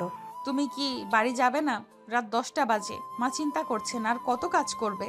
যাবো তো, তোমার জন্য অপেক্ষা করছিলাম। তুমি আসবে জানতাম। মিথ্যে কথা, তুমি ফাইলের ভেতরে ডুবেছিলে। চলো, আজ আমি গাড়ি চালাবো, তুমি রেস্ট নিবে। তুমি গাড়ি চালাবে? তাহলে তো আজই জীবনের শেষ দিন হবে। এই, আমি এখন ভালো ড্রাইভ করতে পারি। ড্রাইভার চাচা আমাকে শিখিয়েছেন, তুমি বিশ্বাস করো না? করি বাবা করি, কিন্তু আজ রিস্ক নেব না। আজ একটা বিশেষ রাত, আজ ড্রাইভারই চালাক। চলো। আয়ান উঠে দাঁড়িয়ে নিজের কৌটাটা গায়ে জড়ালো, তারপর তুলির হাতটা শক্ত করে ধরল। তুলি অবাক হয়ে আয়ানের দিকে তাকালো। আয়ানের চোখে আজ এক অন্যরকম দৃঢ়তা, যেন কোনো যুদ্ধের প্রস্তুতি নিচ্ছে। তুলি বুঝতে পারলো কিছু একটা ঘটতে যাচ্ছে, কিন্তু যে কোনো প্রশ্ন করলো না, শুধু আয়নের হাতটা শক্ত করে ধরল। রাতের নিস্তব্ধতা ভেঙে তাদের গাড়ি যখন চৌধুরী ভিলার গেট দিয়ে ঢুকলো, তখন ঘড়িতে রাত 11টা। ড্রয়িং রুমে পিন পতন নিরাপত্তা। আশরাফ চৌধুরী, রেহানা বেগম, নেহা, সাদিয়া সবাই সোফায় বসে আছে। তাদের সবার মুখ গম্ভীর। আয়ান সোফার মাঝখানে গিয়ে বসলো তার পাশে তুলে, আর তাদের ঠিক উল্টো দিকের সোফায় বসে আছে শায়লা। শায়লা আজ এসেছে আয়ানকে সহানুভূতি দেখাতে বা হয়তো পরিস্থিতি দেখতে, কিন্তু সে জানে না আজ তার খেলা শেষ হতে চলেছে। মিস্টার খান এক কোণে দাঁড়িয়ে আছেন, তার পাশে সেই পলাতক সিকিউরিটি গার্ড মাথা নিচু করে দাঁড়িয়ে আছে। পরিবেশটা ঝড়ের পূর্বাভাস দিচ্ছে। আয়ান, তুমি কি পাগল হয়ে গেলে? এই চোরটাকে এখানে কেন এনেছ? আর পুলিশ ডাকার কি দরকার ছিল? ও তো সামান্য একটা গার্ড, ওকে পুলিশের হাতে দিলেই তো হতো। ও সামান্য গার্ড হতে পারে শাইলা, কিন্তু ও অনেক বড় একটা সত্য জানে, যে সত্যটা তুমি অনেক দিন ধরে লুকিয়ে রেখেছ। আমি আমি আবার কি লুকাবো? তোমার মাথাটা সত্যিই গেছে। বিজনেসের লস তোমাকে পাগল করে দিয়েছে আয়ান। লস আমাকে পাগল করেনি, বরং চোখ খুলে দিয়েছে। মিস্টার খান, রেকর্ডিংটা প্লে করুন, সবার শোনা দরকার। এদিকে মিস্টার খান পকেট থেকে মোবাইল বের করে একটা অডিও ক্লিপ প্লে করলেন। সারা ঘরে শায়লার কণ্ঠস্বর স্পষ্টভাবে শোনা গেল। রেকর্ডিংয়ে শায়লা স্পষ্ট নির্দেশ দিচ্ছে কিভাবে সিসিটিভি ক্যামেরা বন্ধ করতে হবে এবং কোথায় আগুন লাগাতে হবে। রেকর্ডিং শেষ হতেই ড্রয়িং রুমে বজ্রপাতের মতো স্তব্ধতা নেমে এলো। শায়লার মুখটা কাগজের মতো সাদা হয়ে গেছে, সে কাঁপছে। রেহানা বেগম বিশ্বাস করতে পারছেন না যে তার বোনের মেয়ে এমন জঘন্য কাজ করতে পারে। শায়লা পালানোর পথ খুঁজছে, কিন্তু দরজায় পুলিশ দাঁড়িয়ে। সাইলা, ছি, তুই এটা করলি? আমাদের খেয়ে পড়ে আমাদের এই পিঠে ছুরি মারলি? তোকে আমরা মেয়ের মতো দেখতাম। হ্যাঁ করেছি, বেশ করেছি। কেন করব না? আমি আয়ানকে ভালোবাসতাম, ছোটবেলা থেকে আমি ওকে চেয়েছি। আর ও কি করলো? বিয়ে করলো ওই বস্তি মেয়েটাকে, একটা পিচ্ছি আনস্মার্ট মেয়ে। যার কোনো যোগ্যতাই নেই আয়নের পাশে দাঁড়ানোর। আপনি আমাকে ঘৃণা করেন বলে আমার স্বামীর এত বড় ক্ষতি করলেন, হাজার হাজার শ্রমিকের পেটে লাথি মারলেন। এটা ভালোবাসা না, এটা অসুস্থতা। আপনার চিকিৎসার দরকার। তুলি উঠে দাঁড়িয়ে শায়লার মুখোমুখি হলো। তার চোখে আগুন। শায়লার রাগে হিতাহিত জ্ঞান হারিয়ে তেড়ে এলো তুলির দিকে। সে হাত তুলল তুলিকে মারার জন্য। চুপ কর তুই, তোর জন্যই আজ আমার এই অবস্থা। তুই যদি না আসতিস আয়ন আমার হতো। সব তোর দোষ। খবরদার শায়লা, তুলির গায়ে হাত তোলার সাহস করবি না, হাত ভেঙে দেবো আমি। আয়ান বাঘের মতো গর্জন করে উঠল। সে এক ঝটকায় শায়লার হাতটা ধরে মুচড়ে দিল। শায়লা ব্যথায় কুঁকড়ে গেল। আয়নের চোখে আজ কোনো দয়া নেই, আছে শুধু ঘৃণা। সে শায়লাকে ধাক্কা দিয়ে দূরে সরিয়ে দিল। তুই ভালোবাসা কি বুঝবি শায়লা? তুই তো স্বার্থপর। তুই চেয়েছিস আমাকে দখল করতে, আর তুলি চেয়েছে আমাকে ভালো রাখতে। তুই আমার সম্পদ দেখেছিস, আর তুলি আমার মন দেখেছে। আজ আমার ফ্যাক্টরি পুড়ে গেছে, কিন্তু আমি আবার ঘুরে দাঁড়াবো, কারণ আমার পাশে তুলি আছে। কিন্তু তুই আজ একা। তোর টাকা, তোর অহংকার সব আজ মাটিতে মিশে গেছে। আয়ান, আমাকে মাফ করে দাও। আমি রাগের মাথায় করে ফেলেছি। পুলিশ ডেকো না প্লিজ, আমার কেরিয়ার শেষ হয়ে যাবে। আমি ভিক্ষা চাইছি। তোর ক্যারিয়ার তো সেদিনই শেষ হয়ে গেছে যেদিন তুই অপরাধের পথ বেছে নিয়েছিলি। ইন্সপেক্টর, ওকে নিয়ে যান। আমি চাই ওর কঠোর শাস্তি হোক, কোনো ছাড় দেবেন না। পুলিশ এসে শায়লাকে হাতকড়া পরালো। শায়লা কাঁদতে কাঁদতে ক্ষমা চাইলো, কিন্তু কেউ তার দিকে ফিরেও তাকালো না। পাপের শাস্তি তাকে তো পেতেই হবে। শায়লাকে নিয়ে পুলিশ চলে যাওয়ার পর রেহানা বেগম কান্নায় ভেঙে পড়লেন। সাদিয়া তাকে সান্ত্বনা দিচ্ছে। তুলে গিয়ে শাশুড়িকে জড়িয়ে ধরল। বাড়ির পরিবেশটা ভারী হয়ে উঠেছে, কিন্তু একই সাথে এক ধরনের স্বস্তিও ফিরে এসেছে। মা, কাঁদবেন না। যা হয়েছে ভালোর জন্যই হয়েছে। আমাদের পরিবারের ওপর থেকে কালো ছায়া সরে গেছে। আমরা আবার সব ঠিক করে ফেলবো। তুই ঠিক বলছিস মা, তুই আমাদের লক্ষ্মী। আজ তুই না থাকলে আইন তো বাঁচতই না। আল্লাহ তোকে দীর্ঘজীবী করুন। মা, তোমরা এখন রেস্ট নাও। অনেক রাত হয়েছে, কাল থেকে আমাদের নতুন যুদ্ধ শুরু। আমাদের আবার শূন্য থেকে শুরু করতে হবে। ঝড়ের রাত কেটে গিয়ে ভোরের আলো ফুটতে শুরু করেছে। জানলার ফাঁক দিয়ে আসা আলোয় আয়ান আর তুলির মুখ উজ্জ্বল হয়ে উঠেছে। ষড়যন্ত্রের জাল ছিঁড়ে তারা এখন মুক্ত, কিন্তু তাদের আসল পরীক্ষা এখনো বাকি। এর মধ্যে 6টি মাস পার হয়ে গেছে। ক্যালেন্ডারে পাতা উল্টে সময় অনেক দূর এগিয়ে গেছে। চৌধুরী টেক্সটাইল এখনো আগের চেয়েও জমজমাট। নতুন মেশিন বসেছে, প্রোডাকশন দ্বিগুণ হয়েছে। আয়ান দিন রাত পরিশ্রম করেছে, আর তার সাথে কাঁধে কাঁধ মিলিয়ে কাজ করেছে তুলি। সে এখন আর শুধু ঘরের বউ নয়, সে ভার্সিটির পড়াশোনায় পাশাপাশি অফিসেও সময় দিচ্ছে। স্টাফদের কাছে সে এখন ছোট ম্যাম হিসেবে পরিচিত। আজ ফ্যাক্টরি রিওপেনের দিন। বিশাল আয়োজন করা হয়েছে। আলোর রোশনাইয়ে ফ্যাক্টরি চত্বর ঝলমল করছে। স্যার, সব রেডি। মিনিস্টার সাহেব চলে এসেছেন।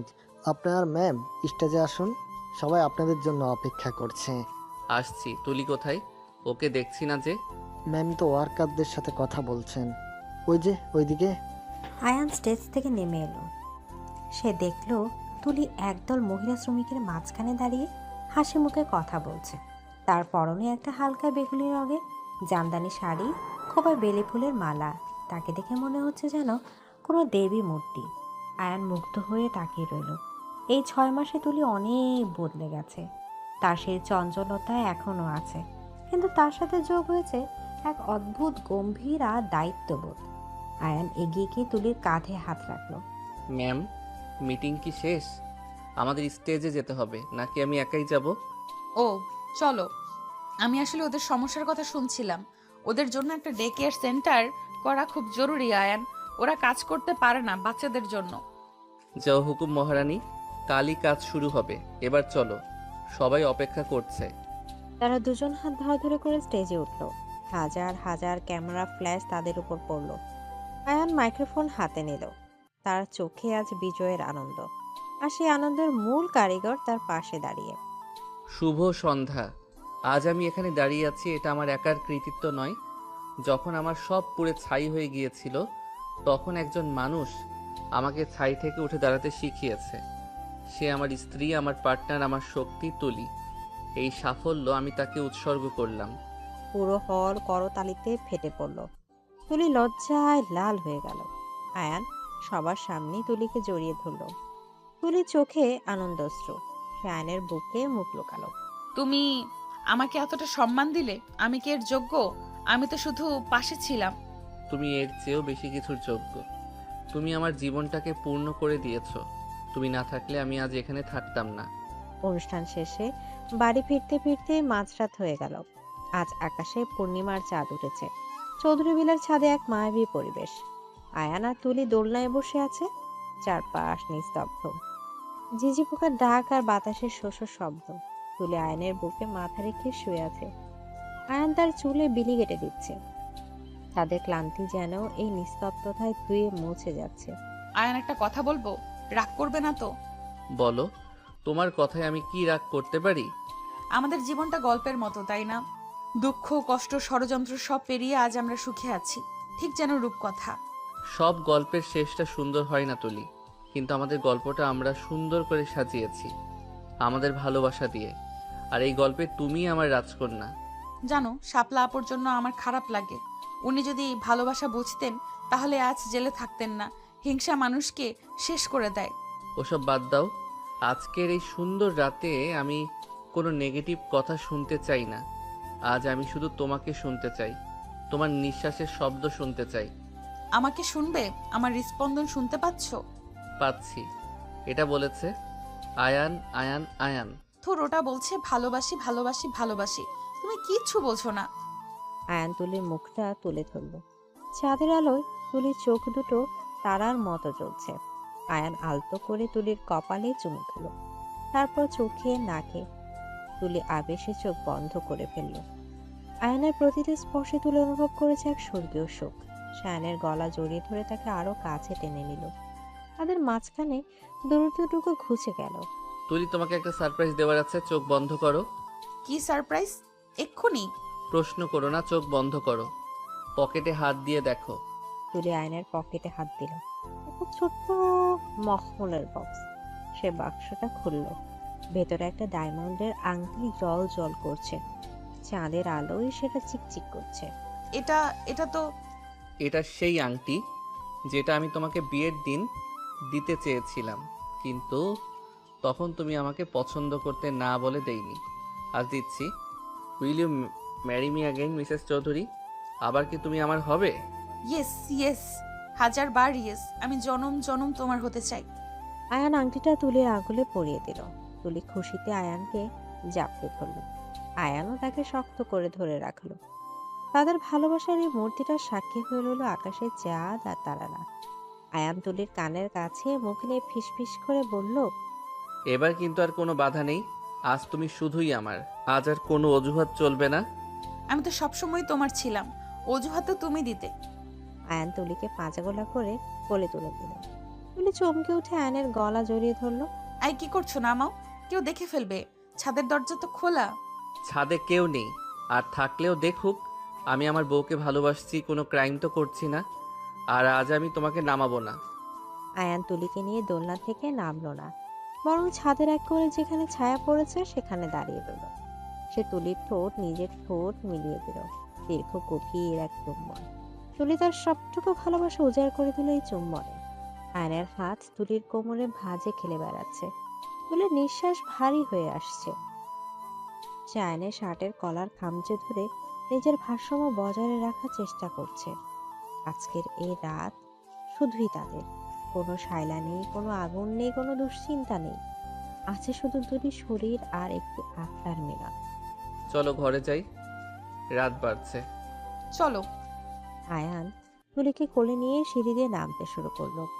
তুলি আয়নের ঘাড়ে মুখ গুজে দিল। সে জানে এই মানুষটার বুকেই তার পৃথিবী। পিচ্ছি মেয়েটা আজ পূর্ণাঙ্গ নারীতে পরিণত হয়েছে, আর তার রোমান্টিক বর তাকে দিয়েছে পৃথিবীর সমস্ত সুখ।